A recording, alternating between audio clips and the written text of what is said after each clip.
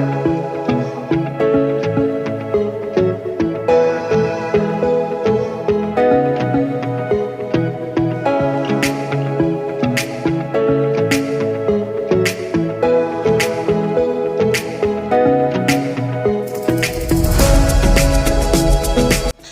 Friends, എല്ലാവർക്കും പുതിയൊരു വീഡിയോയിലേക്ക് വീണ്ടും സ്വാഗതം. ഇനി ഞാനൊരു അടിപൊളി ക്രാഫ്റ്റുമായിട്ടാണ് വന്നിരിക്കുന്നത്. അപ്പോൾ ആദ്യം തന്നെ ഞാൻ ചെറിയൊരു ഗ്ലാസിൻ്റെ ജാർ എടുത്തിട്ടുണ്ട്.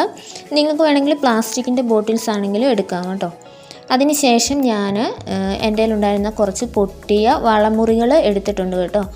ഇത് ഞാൻ കുറേ നാളായിട്ട് കളക്ട് ചെയ്ത് വെച്ചിരുന്ന വളമുറികളാണ്.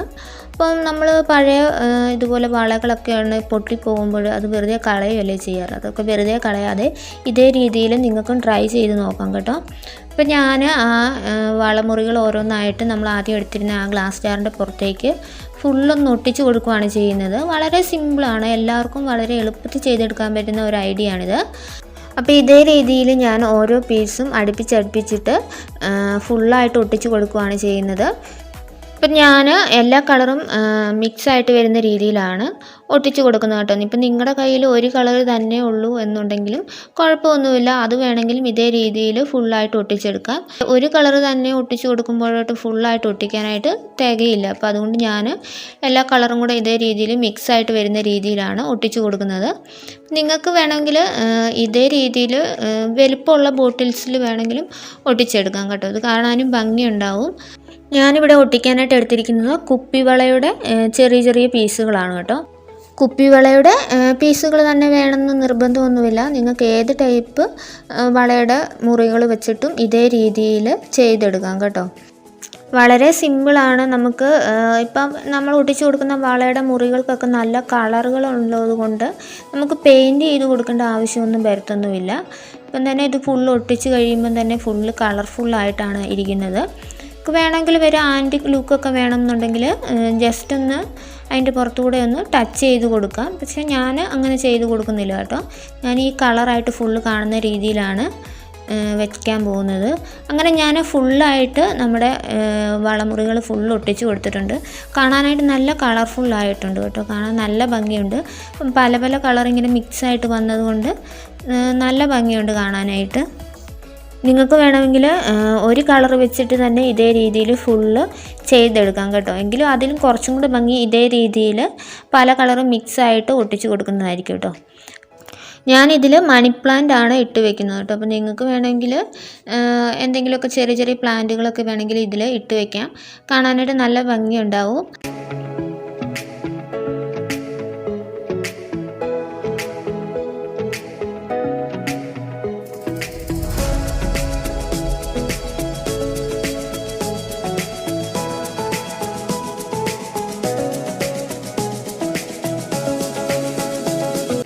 പ്ലാന്റിന് പകരം നിങ്ങൾക്ക് ഇതേ രീതിയിൽ ചെറിയ ലൈറ്റൊക്കെ വേണമെങ്കിലും അതിലിട്ട് വെക്കാം കേട്ടോ. അപ്പോഴും കാണാനായിട്ട് ഒരു ഭംഗിയുണ്ടാവും. നിങ്ങൾക്ക് ഏത് രീതിയിൽ വേണമെങ്കിലും ഇത് അറേഞ്ച് ചെയ്ത് നിങ്ങളുടേതായ രീതിയിൽ നിങ്ങൾക്ക് വെക്കാം.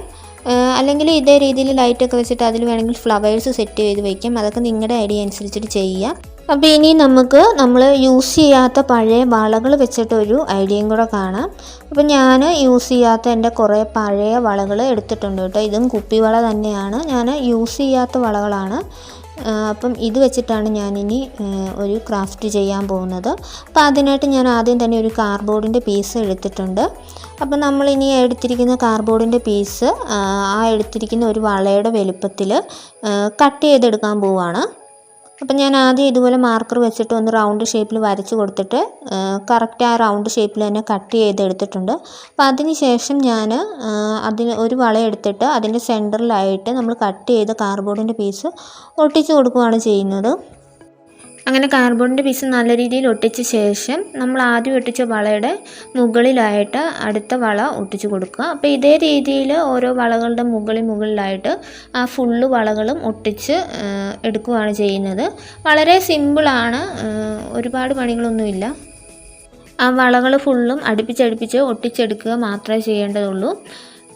നിങ്ങൾക്ക് നിങ്ങളുടേതായ രീതിയിൽ കളറുകളൊക്കെ വേണമെങ്കിൽ അറേഞ്ച് ചെയ്തിട്ട് ഒട്ടിച്ചെടുക്കാം കേട്ടോ. ഇപ്പം ഞാൻ ഒരു 3-4 കളറുള്ള വളകളാണ് എടുത്തിരിക്കുന്നത്. എല്ലാം ഒരേ കളറൊന്നുമല്ല. അതിന് ഞാൻ എൻ്റേതായ രീതിയിൽ കളറുകൾ മിക്സ് ചെയ്തിട്ടാണ് ഒട്ടിച്ചു കൊടുക്കുന്നത്. നിങ്ങൾക്ക് ഒരു കളറ് തന്നെയുള്ള വളകൾ വെച്ചിട്ടും ഇതേ രീതിയിൽ ഫുള്ളായിട്ട് ഒട്ടിച്ചെടുക്കാം. പിന്നെ നമ്മൾ ഒട്ടിക്കാൻ എടുത്തിരിക്കുന്ന വളകളെല്ലാം ഒരേ ഒരു വലുപ്പത്തിലായിരിക്കണം. പല വലുപ്പത്തിനാണെങ്കിലും നമുക്ക് ഇതേ രീതിയിൽ റൗണ്ട് ഷേപ്പിൽ ഒട്ടിച്ചു കൊടുക്കാനായിട്ട് പറ്റില്ല.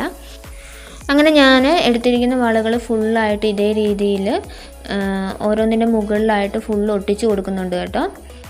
അപ്പോൾ ഇത്രേ ഉള്ളൂ പരിപാടി. നമ്മുടെ വർക്ക് ഇവിടെ കംപ്ലീറ്റ് ആയിട്ടുണ്ട്. നിങ്ങൾക്ക് വേണമെങ്കിൽ ഇതിൻ്റെ പുറത്ത് കുറച്ചും കൂടെ ഭംഗിക്ക് വേണമെങ്കിൽ ചെറിയ ബീഡ്സോ ലേസോ ഒക്കെ വേണമെങ്കിൽ ഒട്ടിച്ച് കൊടുക്കാം കേട്ടോ. അപ്പോൾ ഞാൻ അങ്ങനെയൊന്നും ചെയ്യുന്നില്ല, ഇങ്ങനെ സിമ്പിളായിട്ട് തന്നെയാണ് വയ്ക്കുന്നത്. ഞാനിപ്പോൾ ഇതൊരു പെൻ സ്റ്റാൻഡ് ആയിട്ടാണ് യൂസ് ചെയ്യുന്നത്. നിങ്ങൾക്ക് വേണമെങ്കിൽ ഇത് ഫ്ലവർ വേസ് ആയിട്ടും യൂസ് ചെയ്യാം. വളരെ സിമ്പിളല്ലേ. അപ്പം നിങ്ങളുടെ കയ്യിലും ഇതുപോലത്തെ പഴയ വളകളോ അല്ലെങ്കിൽ വളമുറുകയോ ഒക്കെ ഉണ്ടെങ്കിൽ ഇതേ രീതിയിലൊന്ന് ട്രൈ ചെയ്ത് നോക്കുക. അപ്പോൾ ഇതുപോലത്തെ ഒരു അടിപൊളി ക്രാഫ്റ്റുമായിട്ട് നമുക്കിനി അടുത്ത വീഡിയോയിൽ കാണാം. അതുവരേക്കും ബൈ ബൈ.